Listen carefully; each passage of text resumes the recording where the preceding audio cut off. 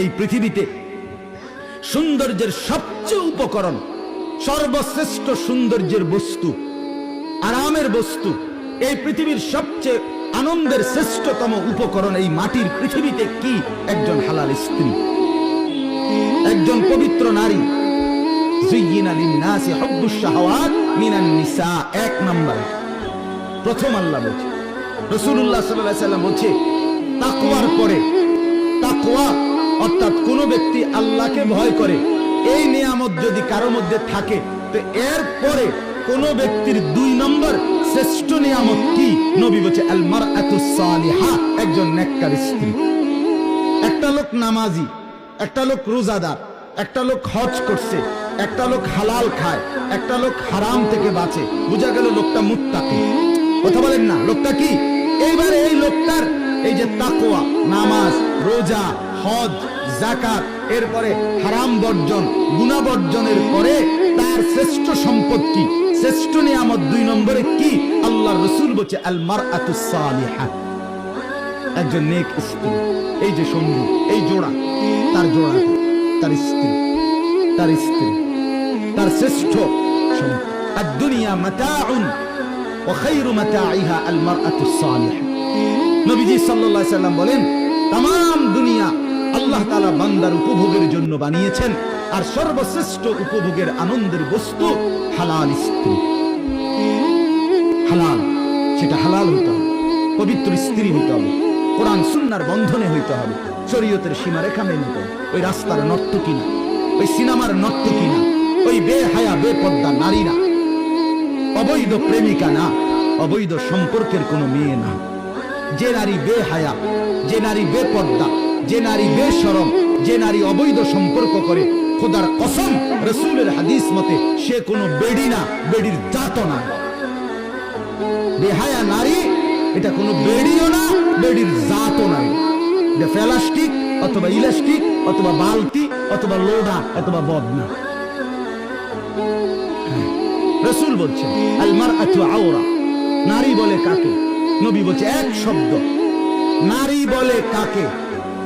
Powder মাখে যে, নাকি ফেয়ার এন্ড লাভলি ডলে যে, রাস্তা রাস্তায় টোটো করে হাঁটে যে, না। রাসূল বলছে আওরাতুন, নারী বলে তাকে ঢেকে থাকে যে, নারী বলে তাকে আড়ালে থাকে যে, নারী বলে তাকে গোপন থাকে যে, নারী বলে তাকে লুকিয়ে থাকে যে।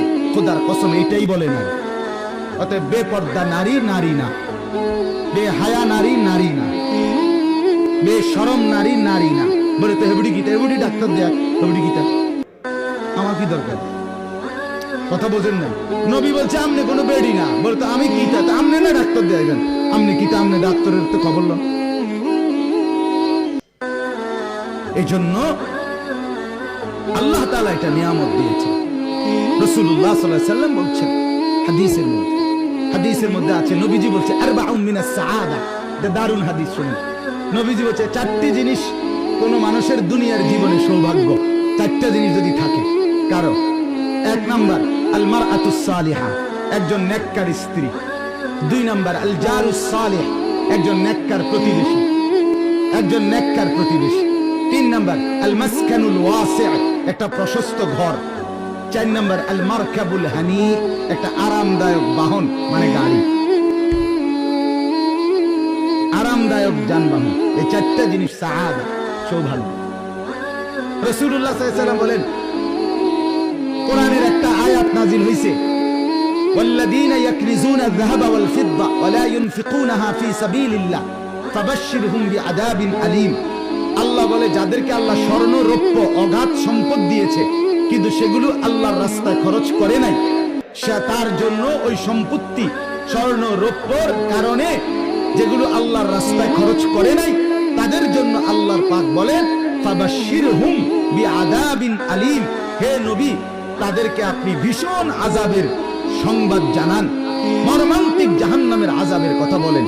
তো সাহাবীরা জিজ্ঞেস, হাদিসে আমরা পড়ছি, এই আয়াত যখন নাযিল হইছে তখন নবীজি সফরে, মানে কোন জায়গার মধ্যে যাইতেছিলেন, তো যানবাহনের মধ্যে, অর্থাৎ হয় ঘোড়ার পিঠে, নয় উটের পিঠে, নয় গাধার পিঠে, সাথে কিছু সাহাবী আছে। এই সময় এই আয়াতটা নাযিল হইছে।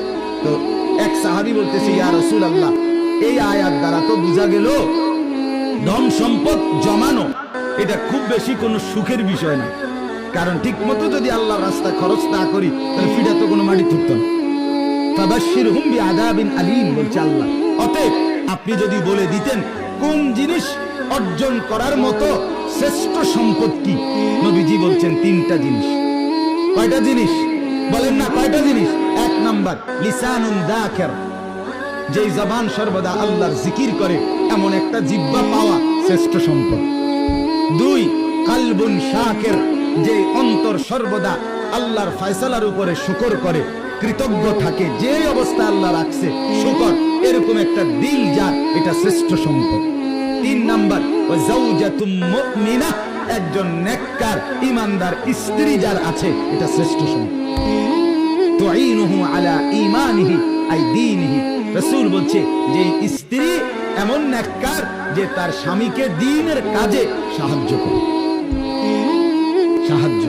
স্বামীকে সাজিয়ে দেয় দ্বীনের জন্য, স্বামীকে গুছায়া দেয়, উৎসাহিত করে দেয় দ্বীনের কাজ, দ্বীনের। হযরত মাওলানা মুফতি আরিফ বিন হাবিব, বাংলাদেশের বর্তমান সময়ের উজ্জ্বল নক্ষত্র, বাংলাদেশের এক শ্রেষ্ঠ হাদিস বিশারদ, আলেমে দ্বীন, বর্তমান সময়ের সারা জাগানো একজন আলেম। ওনার একটা বই বাইরেছে, মিম্বরের আমানত, বইটির নাম 3 খণ্ডে। এটার প্রথম খণ্ডে এই হাদিস সব আছে। আমি এই গত 3-4 দিন ধরে পড়ছি বইয়ে বইয়ে গাড়ি, এডি এখন আমি শুনাই। একজন নেককার স্ত্রী। তাহলে ওয়ামিন কুল্লি শাইইন খালাকনা যাওজাইনি, আল্লাহ বলেন আমি সব সৃষ্টি বানিয়েছি, সবকিছু জোড়ায় জোড়ায় জোড়ায় জোড়ায়। তাহলে আমরা পুরুষ, আমাদের স্ত্রী আমাদের শ্রেষ্ঠ সম্পদ, আমাদের শ্রেষ্ঠ সম্পদ। আল্লাহর কুদরত, আল্লাহর দয়া। অতএব স্বামী আর স্ত্রী মিলে নেককার হওয়া, এটা আমাদের জীবনের বড় অর্জন। আসমান আমাদের মাথার উপরে, এটা দেখে আল্লাহকে চিনা। জমিন আমার পায়ের নিচে, এটা দেখে আল্লাহকে চিনা।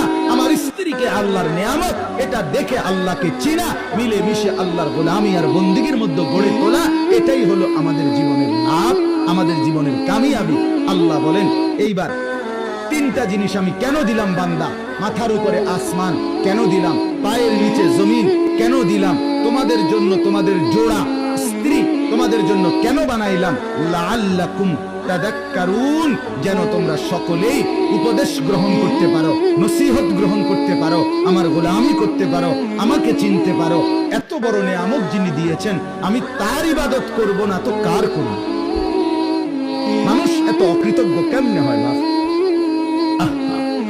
একটা বন খাওয়াইছে, একদিন 1 কাপ চা খাওয়াইছে, 1 সপ্তাহ পরে তারে দেখলো, তে ডাক দিলে শর্মে হইলো, তার কথা মতো কদ্দুর তার লগে লগে যায়। একটা যদি আরেকজনে তুই তার লগে গেছ, গেলাম নইলে ভাই, কিন্তু এই গত রবিবার হেতে আমারে একটা বন খাওয়াইছে, 1 কাপ চা, একটা চোখ শরমতা আছে।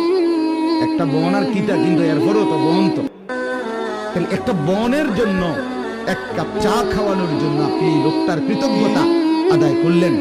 এত বড় আসমান, এত বড় জমিন, এত পবিত্র সহধর্মিনী স্ত্রী আল্লাহ তাআলা দান করার পরেও আপনি আমি যদি আল্লাহর শুকর আদায় না করি, আল্লাহর গোলামি আদায় না করি, আল্লাহর বন্দেগী না করি, আমার চাইতে অকৃতজ্ঞ, আমার চাইতে গাদ্দার, আমার মতো নাফরমান, আমার মতো জন্তু জানোয়ার আর কে হইত?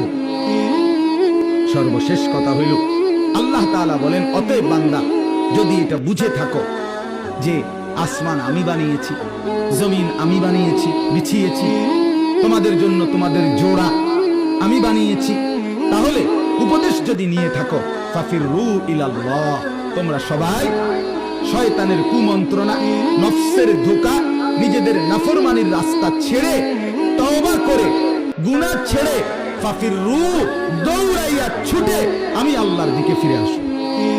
ফাফিরু ইলাল্লাহ, খুব দ্রুত আসো। আগামী সপ্তাহের লেগে বসে থাকো না, আগামী বছরের লেগে বইয়া থাকো না, আগামী বছর না, আগামী সপ্তাহ না, আগামী রিটায়ার্ডের পরে না, আগামী 1 বছর পরে না, আজই, এখন। ফাফিরু, দৌড় দাও, দৌড় দাও আল্লাহর দিকে। ইলাল্লাহ, কি মায়া করে আল্লাহ বলছে, নবীকে বলতে কইছে এটা। বন্ধু, এরা বুঝুনি জিগান, আসমান যে আমি বানাই।